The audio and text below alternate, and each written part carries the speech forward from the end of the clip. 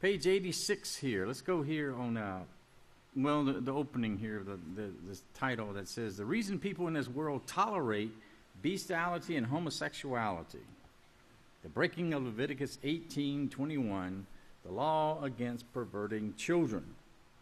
In 1 Corinthians 6, verse 9 through 10, we read the Apostle Shaul saying, Do you not know that the unrighteous will not inherit the kingdom of Yahweh? I notice he says, do you not know? Showing us the fact that some didn't know it. Okay? Some in this time did not know this, the ones he was writing to, the Corinthians. Okay? They didn't understand this. They thought it was okay. Just like that archbishop, thinking he didn't know it was wrong, to pervert a child.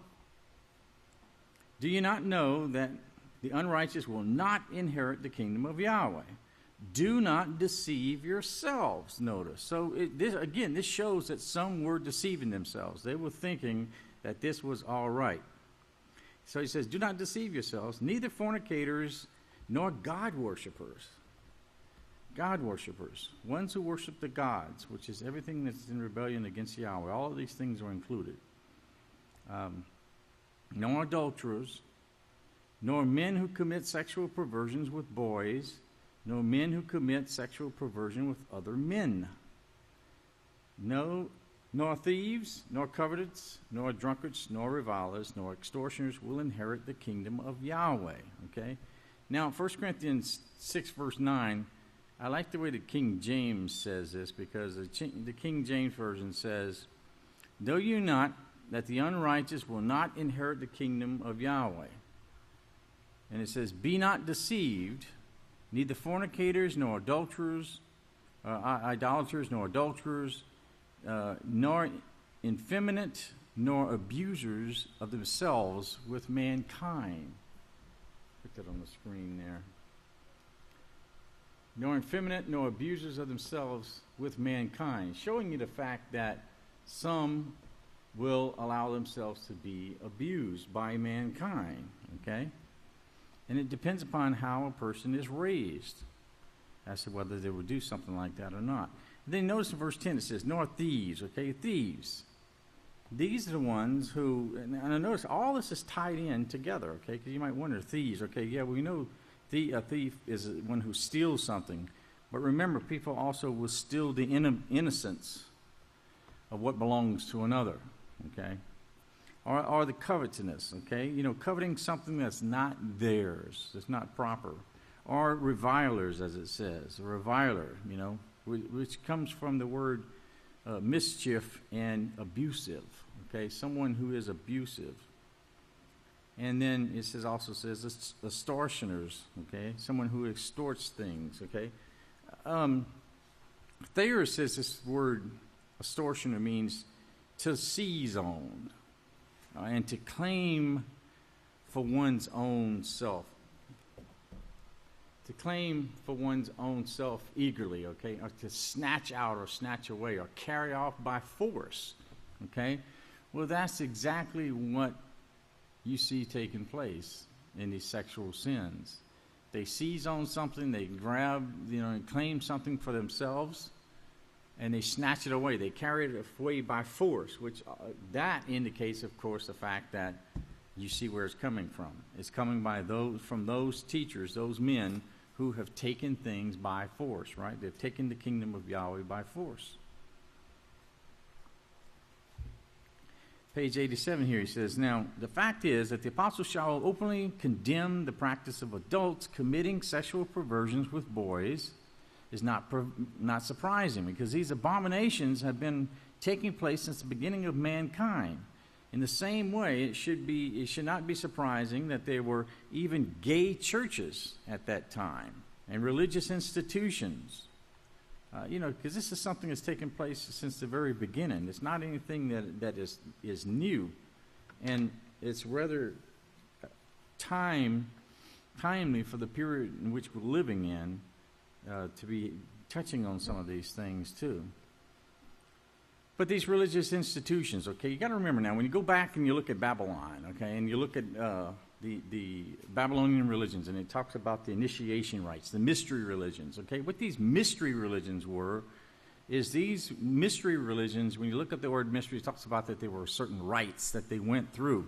Well, of course, these rites were that they did these things behind closed doors. Okay, that's what the filth and abominable things. That's why Yahweh says these things are an abomination to me. He can't stand these things. You know, they're horrible.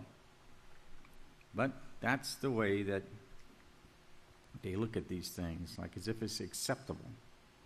So it says they had religious institutions and gay churches which catered to those whose sexual preferences were for their own sex or for the molesting of children. And these organizations have been around since time immemorial, but always shrouded in the veneer of supposed respectability. Okay? Just like the Pope says, you know, it says, well, out of the whole priesthood, there's only like maybe 2% of the priests who have abused children. Well, that might be true. Probably only 2% that got caught, you know. But the thing is that this is a teaching. And that's what the world is blind to, is that this is what that whole religion is based upon, is these sexual perversions. You know, this is the horrible thing about it. But, you know, you need to know these things. This book was written in these sections that's in this book is talking about this is devil worship. This is God worship. Okay? And you've got to understand, and even the young people need to understand, what God worship is, or they'll be trapped into it. That's how young people get seduced into certain things, because they're ignorant. They're not taught to be aware of these things.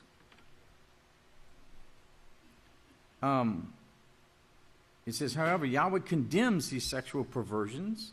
As we've already proven in Leviticus 18:22, homosexuality is a sin, marking its participants as being of Satan. Okay, this is one of the ways in which they prove themselves who they belong to, because they do these practices that show and prove to the world that they belong to Satan, because Satan has taught these things to the world. Now, another thing too is, you remember this word talking about the sexual perversions here. The word, what was it? Oh, remember 1 Corinthians 6:9 said that no one who abuses themselves with mankind, but also no effeminates, right? Those who are effeminate. That word means, I'll throw it up here on the screen. It's referring to a catamite. Okay, a catamite is nothing more than a homosexual. But anyway, it talks about of a boy kept for homosexual relations with the man. I want you to notice that. Kept. Okay? It also refers to a male who submits his body to unnatural lewdness, and also refers to a male prostitute. So there's several different things that this refers to. Of a boy kept for sexual relations with the man, they would actually take the young boys. Now, this shows you, remember, Satan counterfeits everything that Yahweh does. And you see in these last days how Yahweh what he has done with the young boys in these last days, okay? He takes them, go back to the school of the prophets and raise them up with the priests so that they learn righteousness, and it will be in their hearts and their minds, and they'll grow. What they do, and they're still doing this, but they would take the young boys and they would keep them totally away from the men, and raise them up with women and so forth, to where they would become females in that sense. And then, of course, when they get to a certain age, they would unite them with the men. And then that way they became their servants. And this is why it says that they were kept for relations with men. As it also refers to a male who submits his body, of course, one who willingly does it. Okay. Now, the one before that, the boy who is trained into this, okay, he's actually trained to do that. And then, of course, there was the male who submits himself willingly, and then, of course, of the male prostitutes who would usually everybody thinks about a prostitute, think about women, women prostitutes. Well, that's one form, women were, but there was also men who go around prostituting themselves as well. And all of this was part of this devil worship. Okay, this was all part of this religion.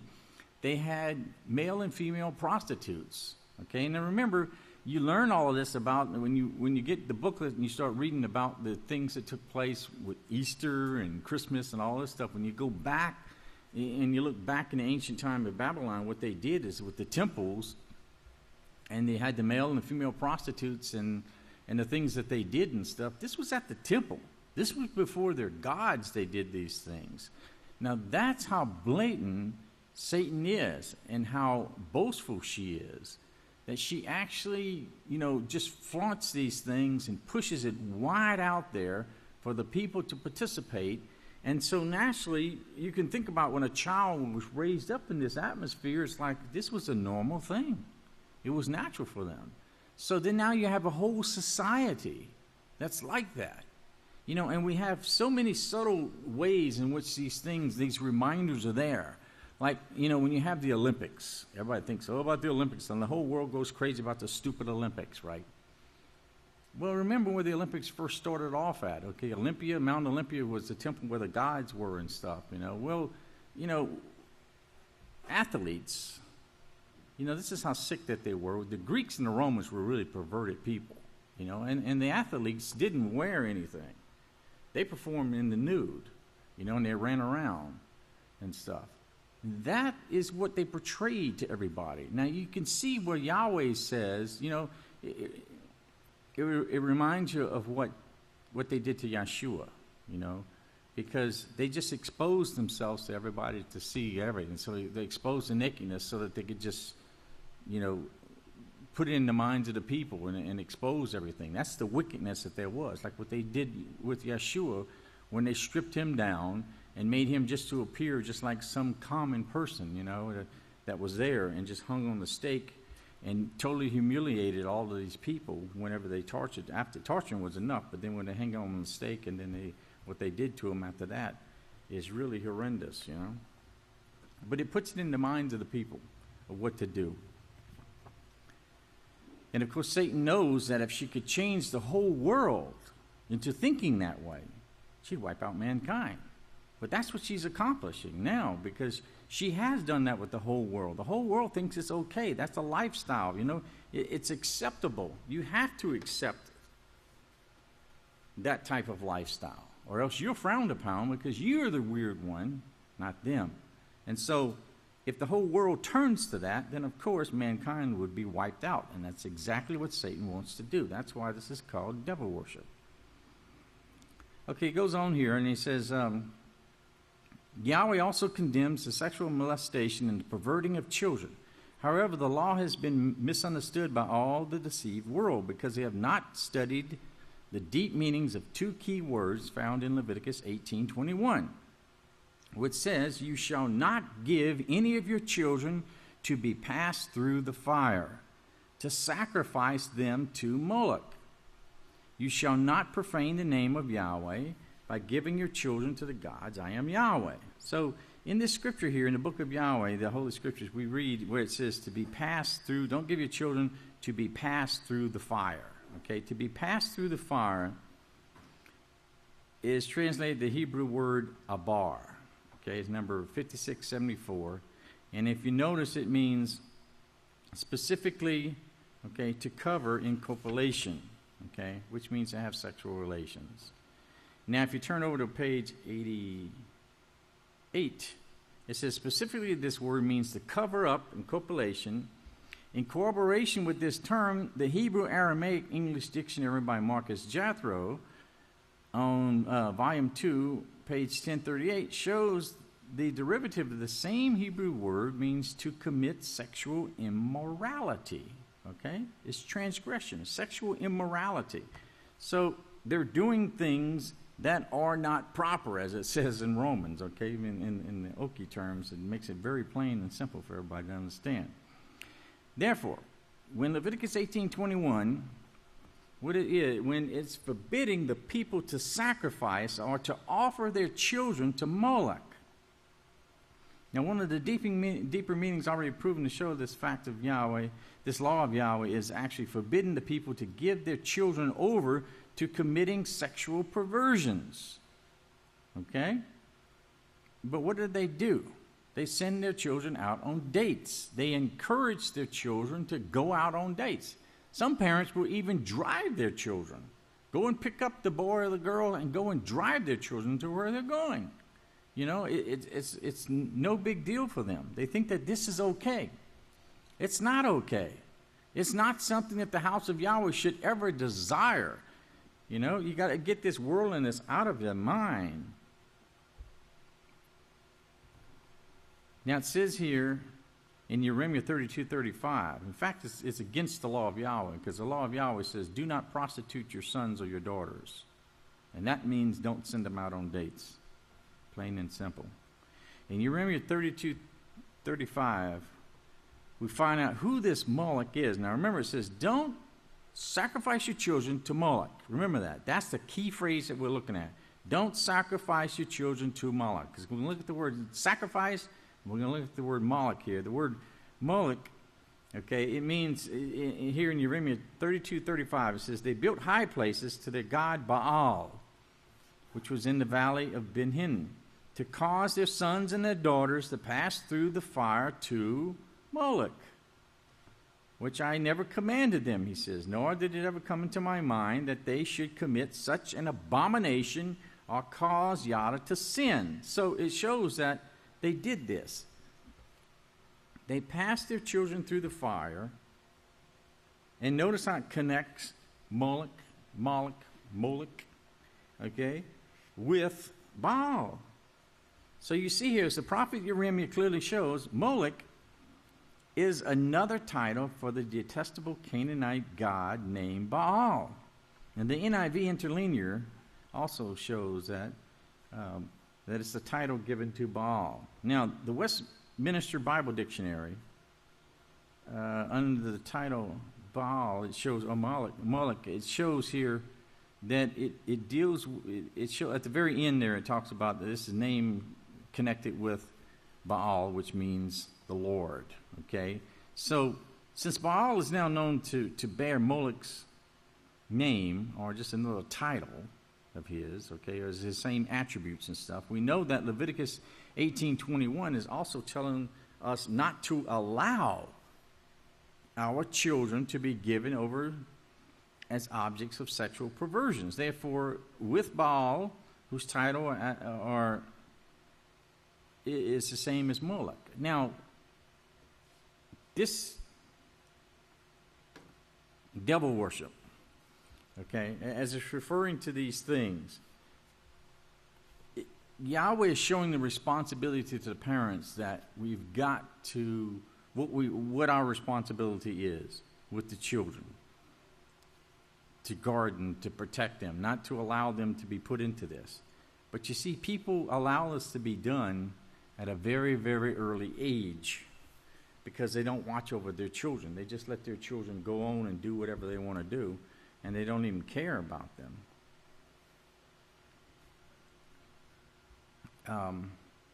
One of the things, too, about this effeminate person is Vines says that it's persons in general who are guilty of addiction to sins of the flesh. Persons who are guilty of addiction to sins of the flesh. There are some people who are, what they call sex addicts, And it's real. It's just like heroin. It's just like a drug or anything else. In their mind, in their brain, they have actually become so perverted to where that is such a strong pull on them that they have to live that type of a sinful life. That's how powerful Satan is and what Satan has done to this world. So you can see how much she hates mankind, okay? And that's what I want you to understand, is how evil and wicked and disgusting this world is as we talk about these things. But you got to realize this is Satan's work, okay? This is what mankind has become, and this is what the world is like, okay? It's not a pleasant place, but this is what we're going to do. Just like Yahweh has taken our minds and cleansed our minds, and these things are perverted, and we want them far away from us, And he's brought us to righteousness, and we desire to be righteous. We desire to see these things. We desire to see this world cleansed and all of this stuff taken away. That's what he wants us to understand. But this is the education here of knowing what's going on in the world. Remember, we was talking about AIDS and stuff, too, the spread of AIDS. We're just talking about how these things are spread, these gods newly come up. So Moloch is actually the detestable god Baal by any other title, okay? Then the Analytical Hebrew and Chaldee Lexicon of Benjamin Davison shows Baal is, of course, the Lord, okay? You see there where it says the Lord, the possessor, owner, and so forth. So even worse, though, Baal is God, the adversary. We also see in the Lexicon in Veteris Testamente, okay, by Colin and Baumgartner, that there's the word Baal, where it shows Baal also means God. You see that? God, or adversary, okay? So we're talking about Satan here. We're talking about who this is and what this worship entails. Anything that is against Yahweh's laws is part of this God worship. And of course, Satan is the god of this world, okay? Who is our adversary. So this worship of this sacrifice to Baal or to Molech by allowing our own children to be used in these sexual perversions by allowing them to be seduced and so forth, or seducing someone else's children, that's all part of God worship. It's all part of Satan's worship, and that's what Satan himself wants everyone to fall into. So, but there's also a deeper meaning here in this word, which the children of this world are perverted, and that is they're being consecrated to the worship of God. Strong's Exhaustive Concordance in the Hebrew, remember this word abar, okay? Let me back up here because I want to show this to you in case you don't have a book, okay? The word abar, this is what we're looking at here.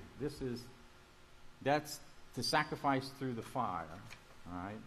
But over here is what we're looking at.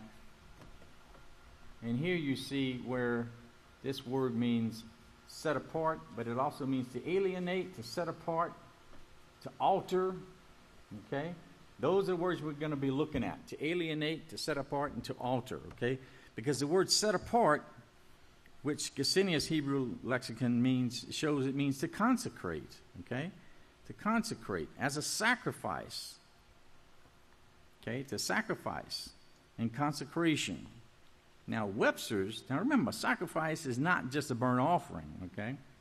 We'll see that in a moment. But Webster's Unabridged Dictionary, the Webster's Unabridged Deluxe Dictionary, second edition, says that the word, it talks about the word dedicate, it means to set apart, okay? To set apart and to a deity or to a sacred purpose, okay? To devote for a sacred use, by a solemn act, or by a religious ceremony, okay? So when you dedicate something, that means something is set apart, okay? So when they dedicate themselves to God, they set themselves apart, they consecrate themselves to deities and so forth. So you can see that any time these sexual sins are committed, they're proving who they belong to. They're actually showing their dedication to the God of this world. Now remember, set apart here, it means to consecrate. Remember the word Lord. The word for Lord means dominion, right? Which means to have control over. And that shows that you're servants to whom you obey. If you allow yourself and you obey someone, then you become a devil worshiper. And of course, if you worship Satan, then you become her servant. And so you allow her to have dominion over you. And this is why it talks about the Lord, or Baal, which means to have dominion over, okay? And this is why the people who became lords and gods here on earth, the Pharisees, Sadducees, and the rest of them, they lorded themselves over the people. They had dominion over them. They forced them into these things. They taught this religious rites, and they taught that this was the way to go. And so when they became separatists and separated themselves from the people, they just simply did these things behind closed door rather than them being open. Because remember, they couldn't take over the entire society. Some resisted these things, and so they couldn't make it completely open. Imagine how horrible would the world be right now if they would have been able to do that, if they could just do everything completely open. It would be such a sick place. I don't think we could even be alive today. Now, continuing this word sacrifice now, to sacrifice in the fire. Dedicate was one of them, okay? Another meaning of the word, remember, was to alienate, okay? And to alienate means to cause a transference of affection, a separation, okay? A transference of affection. In other words, you transfer your affection from one thing to another, and you separate yourself. So you can see where the separatists came into play in this. And also the transfer of affection, which should be, as Romans says, should be natural between man and woman, was transferred, where women went for women and men went for men. Another thing here is, and it all starts when they're young, the definition of alienation from Webster's New World Dictionary means a separation, there's that word again, an aberration of the mind, mental derangement, or insanity. I just want to point something out here. You see that? Aberration of the mind, or mental derangement, insanity. Insanity, okay? Aberration, remember, it means this. We're talking about going through the fire here. If you just back up, if you've got your books, if you don't have your books, if you got your books, you can go back to page 88. If you don't, I'm going to put it here on the screen. But remember, it talked about insanity. You see that spirit of insanity? Notice what it says here. This is in this definition here. A man does not sin unless a spirit of insanity has entered into him. I just thought that was rather interesting that phrase was in that definition of that word. Okay? Because that's exactly what it talks about, and then that's exactly the way that Webster describes this word. That is talking about mental derangement or insanity. Now, another meaning of this word also, remember, was alter. And alter means to become different or to change. To become different or to change. And that's exactly what takes place. The minds of the people becomes altered. When sin is done, the mind alters from the way it originally is made. And they become different. And it changes. Now, this is like when you have habits, okay? It's something, you do something by habit because you create a habit. You don't even realize you're doing it, right? It's just a habit. Other people will pick up on it, but you won't because you just do it without even thinking. Well, that becomes a habit. The way habits form is that you do something over and over and over again. And when you do, you're laying these connections into your brain, layer upon layer. And these connections connect, and it forms a pattern in your brain. And it forms this pattern, and it stores that pattern in your brain. So therefore, when you do it, you just do it without even thinking. You don't even realize you do something. But you do it by habit because you've done it over and over and over and over again. Well, that's what occurs with these sexual perversions. When people get like this, it perverts the mind. And before you know it, the mind comes connected in there to where there's nothing wrong with it. And they'll say that in the world. Well, there's nothing wrong with it. You've got to respect the gay person. Oh, really? You have to respect everybody, but you don't respect the sin. And you don't have to respect the sin and say that, you acknowledge that what they do is okay. You point out the wrong to them. Even with the peaceful solution, it says, "Please accept me for who I am." Right? That's true. Homosexual? Sure. I'll accept the homosexual for who you are. That's the key word. W-H-O. Who you are, not what you are. I don't have to accept your homosexual behaviors, but I accept you as a person and hope that you will change. If you learn the peaceful solution, you will change from that. There's a big difference that is there. And that's why Yahweh laws teaches us to convert the hearts and the minds of people, because their minds are perverted. Now it says here, therefore all one has to do is alter, to pervert the minds of the children of the world into worshiping the God of this world. And it's merely to take them to a church or to assembly where God is worshiped. And that's all that they need. That's enough right there to start them off on the path of destroying their lives forever. You know, this word aberration, okay, this sacrificing in the fire. Remember, it literally means, aberration means to deviate from morals, okay, just deviate from morals. And remember, Proverbs 26 verse 2 says a curse doesn't come without a cause.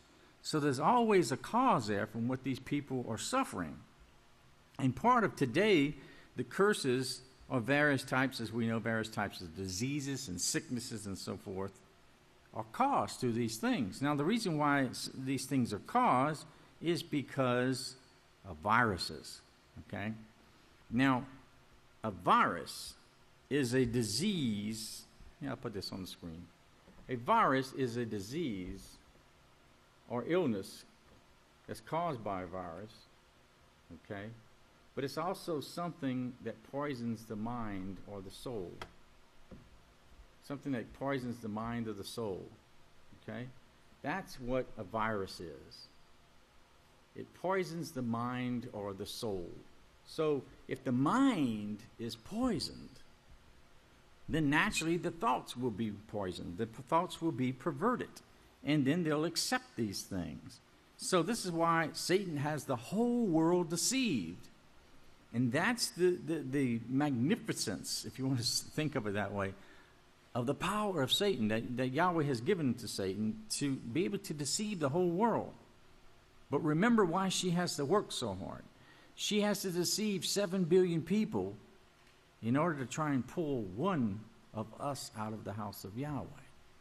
And that's how hard that she works. But of course, we're destroying her works little by little.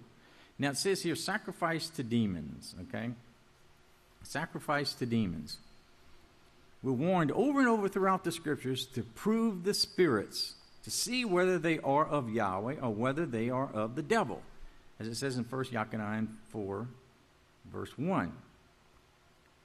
Beloved, do not believe every spirit, but test the spirits to see whether they are of Yahweh, because many false prophets have gone out into the world. Okay? They're out there in the world. They're everywhere. And this demonic teaching of worship didn't come from Yahweh. They came from pagan God worshipers. Whether you ignorantly or knowingly worship a demon, you're still worshiping a demon, regardless. And notice what Yeshua Messiah said in Matthew 15, verse 14. He says, let them alone. They are blind leaders of the blind. And if the blind lead the blind, both of them will fall into the ditch. They'll both fall into the ditch. Because that is the pit that they made. Now, a history of private life from pagan Rome to Byzantium by Paul Verne and Arthur Goldhammer. On page 196, it gives us information about sacrifices to these demons. And it says the principal right of every cult,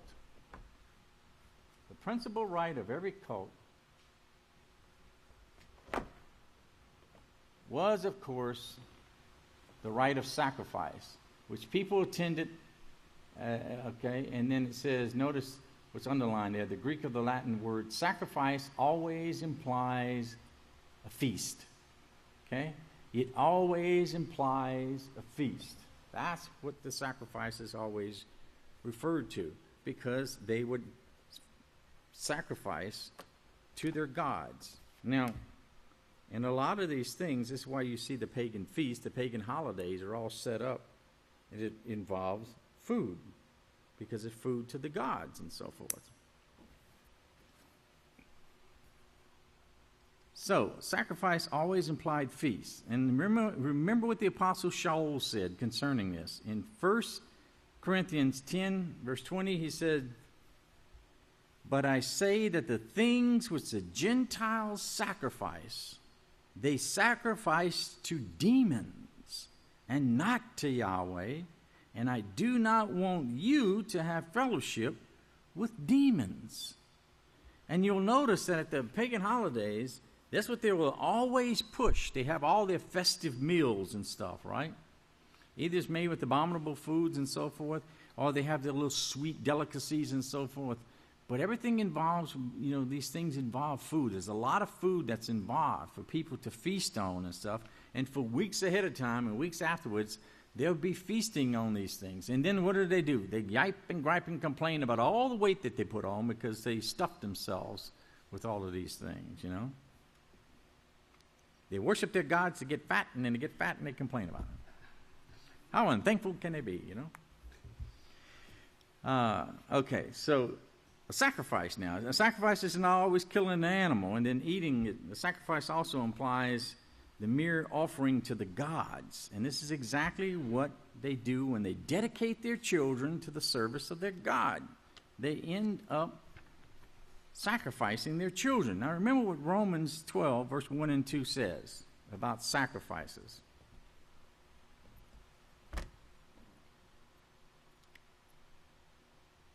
Romans 1. I think we need new batteries in this thing.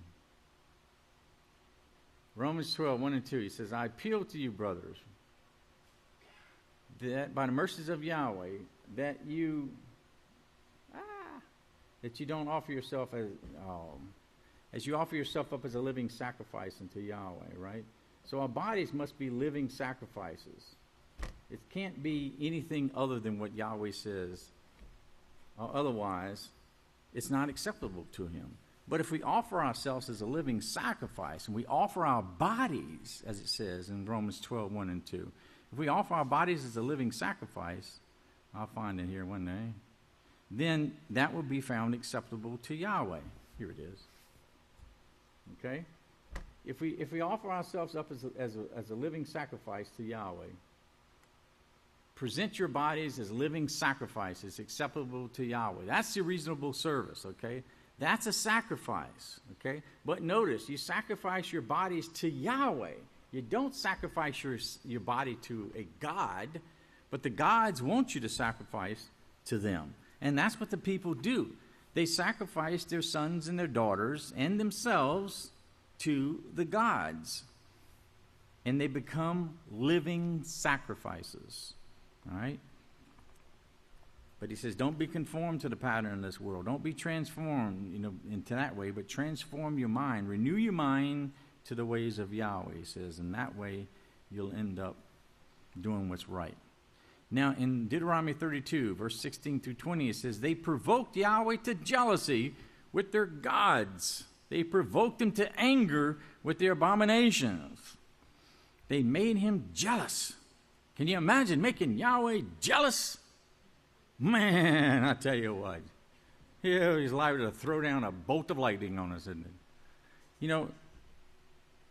That's what the King James has done. Like, how in the world can you make a creator who's made everything? How can he be jealous? How can he be angry at anything that he's made? He made mankind. It's part of his plan to see mankind allow themselves to destroy themselves, and yet he's going to get angry at himself? I guess he's going to destroy himself. He'll probably kill himself, I guess. Maybe Yahweh will commit suicide. That's the Christian mind's way of thinking, because in their mind, he would. Because that's what God would do, because God would get so angry, he'd kill himself, And that's why you see in the gods, they fought against themselves. They fought battles, The people, they made the people fear them. And then when they came to them, the people had to be afraid, because if they did anything wrong, Thor's up there with the thunderbolt. He's liable to strike them with the thunderbolt or whatever and throw something down at them. This is the fear that they put in them. Again, where the people who took over the temple area, remember, by force. They forced these things in the minds of the people. That's why when they came with their gods, they didn't make them into peaceful gods. They taught that these gods, you better fear these gods. And that's why they ended up in the King James Version, fear the Lord, you know. Fear him. Fear him and give reverence, you know, because if you don't, you better be shaking your boots because he's liable to come against you, you know. Again, teaching that as if it's like he's going to retaliate against you. But that's in their mindset. That's the way that they're taught. And that's why they believe so strongly the way that they do right now. But provoke, this word provoke, it means, I'll do it this way. Provoke means to call forth. Now, notice this. Provoke means, the usual meaning is to incite to anger, right? That's what you usually think about. He provoked me, you know. He got me so incited, I just got angry. But actually, the word means to call forth. That's what the word means, is to call forth as a feeling or action, to stir something up purposely, okay? And the origin is from the Middle English, from the Anglo-French, provoquer, okay, which means pro is forth, and to call, or the voice. So provoke directs attention to the response called forth, okay? So it's not the fact that it's an action to where that Yahweh responded back with anger, but Yahweh's response was the fact that, okay, if you come against my voice, which are my prophets, then you're going to see the result of your own actions. And so he allowed them to partake of the things that they did. And so he says they provoke Yahweh to jealousy with their gods. They listened to their gods. They wanted to listen to the voice of their gods rather than Yahweh. And of course, this brought the anger upon themselves because of the frustration and the confusion of mind, because they were committing these abominations, notice. And they sacrificed to demons, which are not of Yahweh. They're not of Yahweh. You remember, they rebelled against Yahweh. They don't have anything to do with Yahweh. They hate Yahweh. They're Yahweh's enemies. They make themselves into enemies to Yahweh.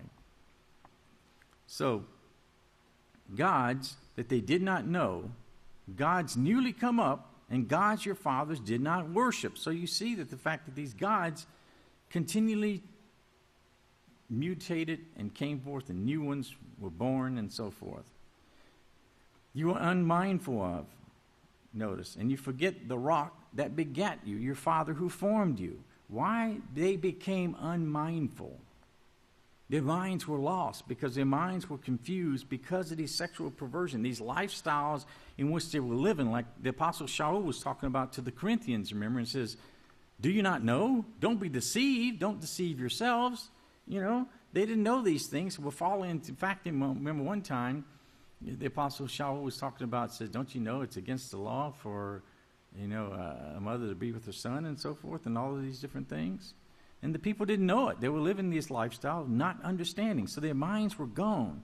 They were unmindful. They forgot, notice. They forgot the rock that formed them. Just like the Apostle Limmuwdyah said, they forgot Yahweh for who? Baal, right? The worship of Baal. Remember when we talked about Baal, the worship of Baal, Moloch, which is the sacrificing to these gods, these things, to these perversions that they did, all of these sexual perversions, it perverted their minds. And this is what Leviticus chapters 18 through 20 is all about. Yahweh plainly tells you, he told the children of Israel, don't do these things. He said the nations, all the nations before you have committed these abominations, and the earth will spew you out. Why? Because they committed these abominations, and it began to enter into the soil. It began to enter into the microbes. It entered into the water. It entered into the air and so forth, and polluted everything.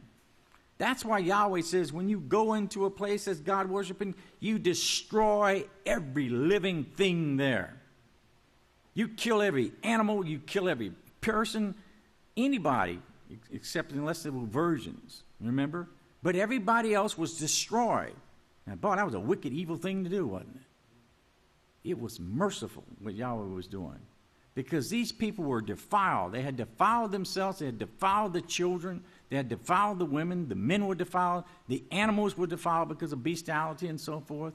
So Yahweh said, go in and kill them, wipe them out, and burn the city down to the ground. Get rid of it. Now, that doesn't mean these people will never live again. This is a second resurrection. They're all going to be resurrected. And Yahweh's going to open their minds and say, do you remember what you did? Now I'm going to teach your mind will be open. I'm going to teach you the right way. And then they'll have the opportunity to know what they missed out on and to know Yahweh's way. Those were merciful things that Yahweh did. He showed you mercy at that time. In fact, remember he says, I would rather mercy than sacrifice. Remember that?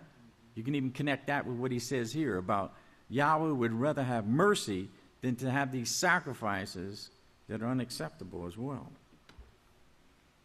Okay. Then he says, when Yahweh saw them, he abhorred them because of the sons and daughters provoked them. In other words, they sacrificed their sons and their gods, their sons and their daughters to these gods. And he says, I will hide my face from them, and I will see what their end will be, for this is a perverse generation, children in whom there is no faith. Now, Yeshua said the same thing about this is an evil and adulterous generation. Remember? Now, of course, it was then, but it's also even, he was referring to these last days, even more so. Psalm 106, verse 37 says, and they sacrificed their sons and daughters to these demons. Okay? So, ignorantly or not, when anyone allows their children to celebrate a feast, you know, like that originated in devil worship, of course, like Thanksgiving, Christmas, Roman New Year, and so forth, you know, Valentine's Day, Easter, May Day, birthday celebrations, and all of these things, they're sacrificing their sons and their daughters to these pagan gods. And the Apostle Shalom went on to say in 1 Corinthians 10, verse 21 and 22, you cannot drink the cup of Yahweh and the cup of demons. You can't partake of Yahweh's table and the table of demons. It just doesn't mix. And this is the same exact thing that was told way back in Genesis when Yahweh said, when Eve was tempted and Satan said, you will be as gods. You will know righteousness and evil. But Yahweh says, no, you can't partake of righteousness and evil. You can't sit at my table and eat and drink righteousness and evil. It doesn't work. And that's what once a year, we're always reminded of that at Yeshua's memorial, when we partake of the bread and the wine, that we are partaking of these things and taking in righteousness of Yahweh. He says, do we provoke Yahweh to jealousy? Are we stronger than him? Well, of course, the answer is no. You can't provoke Yahweh to jealousy, and we're certainly not stronger than Yahweh, right? So those who are sacrificing to demons, by giving their children over to the service of the gods of this world, they're certainly not partakers of Yahweh's table, are they? But they're sacrificing to demons. They're giving their children over, notice. They're giving their children over, okay? This is the same thing that you're told about the mark of the beast, right? In Revelations.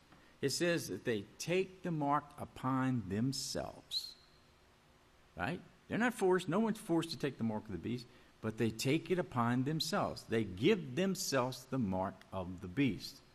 And this is what the people do here.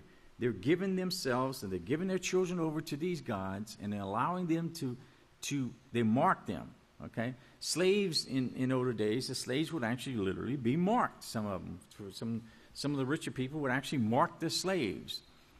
And then people would know who they belonged to and stuff, okay? That was that mark. And just like it says that Cain was marked as an evil person, one who turned against Yahweh, so Yahweh marks a righteous person. But remember what it says,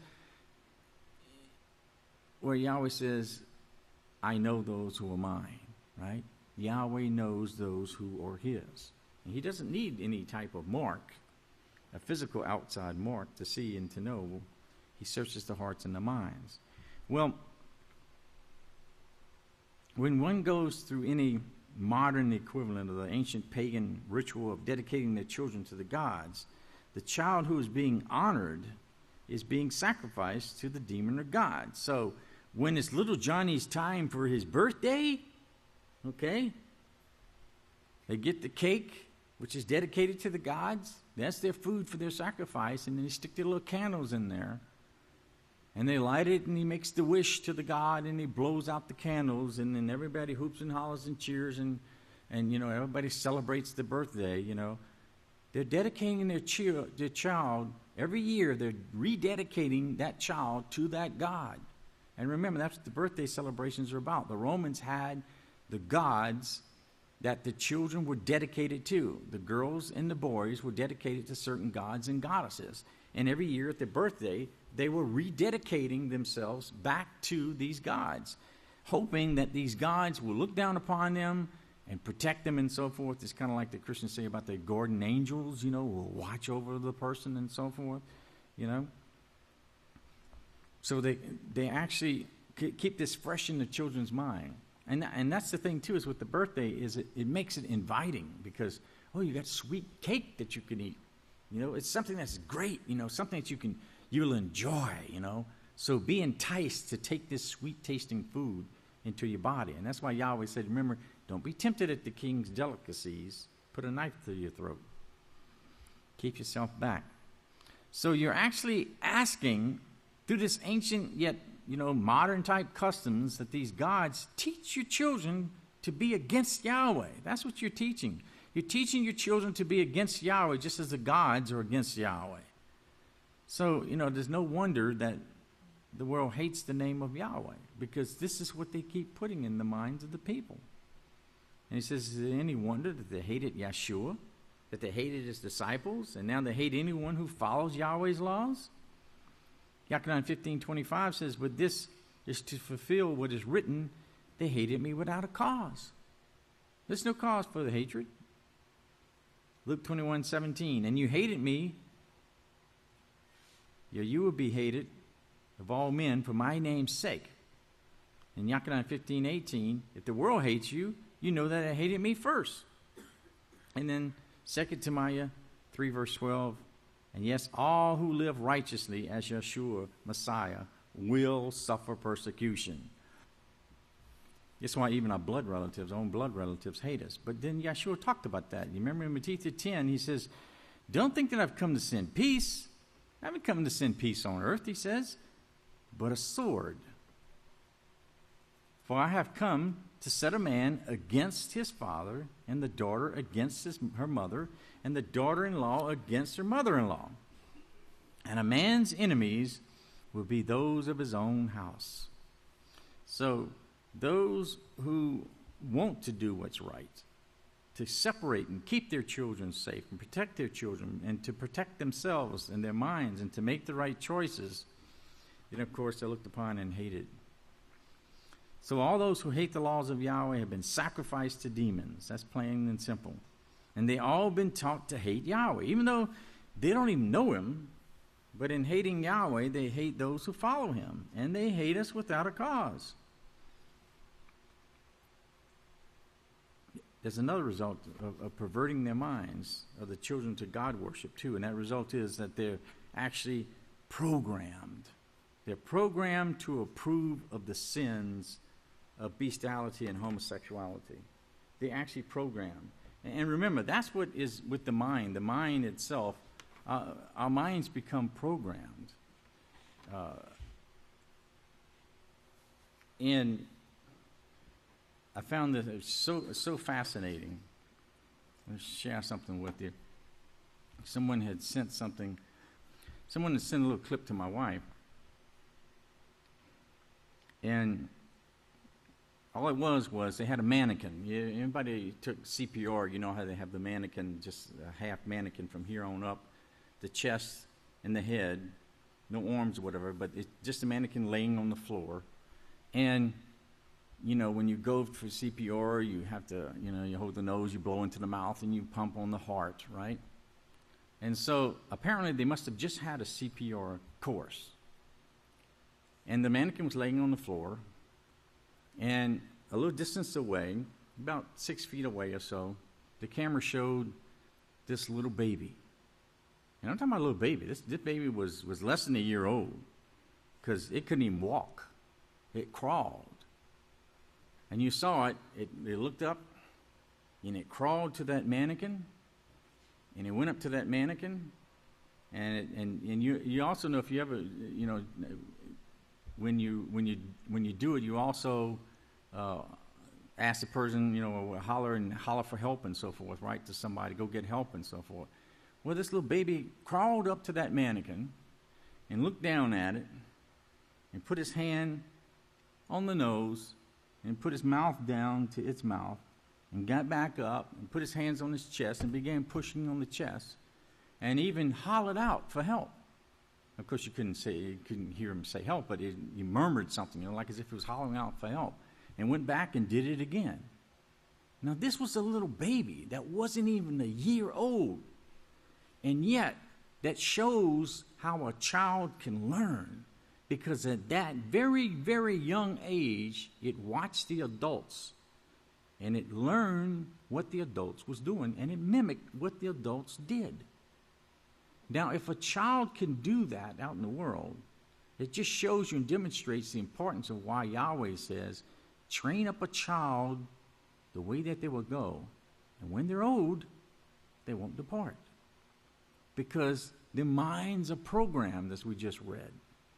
The world programs their minds to accept God worship, to be involved and to go after devil worship. The shocking facts. That's what we're exposing. It's the facts, how shocking it is that this world is in the shape it's in and how it got that way. And how the people are oblivious to it. They don't even understand. They don't even know how it even got there. They don't even know what they're doing even. They're that blinded to it. Their minds are that blinded. But yet here's this little bitty baby, and yet that little bitty baby was able to learn that by watching the adults. So don't ever think that children don't learn and know what's going on. And here's a great one, right? Two adults are talking, and there's little Johnny down there, and it's like, oh, let me put my hands over his ears, blah, blah, blah, blah, blah, and they go off gossiping and so forth. Oh, yeah, putting the hands over the ears is going to stop little Johnny from hearing what's going on, right? What if he can't hear? So he can't hear. But what's he being taught? It's okay to do what's wrong, just hide it, right? Just hide it. Because that's what mom or dad is doing. They don't want me to hear, but I know that they're doing wrong, so when I get older, I'll just do the same thing myself. I just won't let anybody know I'm doing wrong. And so you teach a child. Every time you do something in front of a child, you teach them those things. So this is what Yahweh is trying to teach us, and to show us that if we sacrifice our children, we've got to sacrifice them to Yahweh, okay? We've got to become a living sacrifice. That's our lives, as it says in Romans 12, 1 and 2, is that we sacrifice ourselves. We become a living sacrifice to Yahweh. We don't offer ourselves to the gods.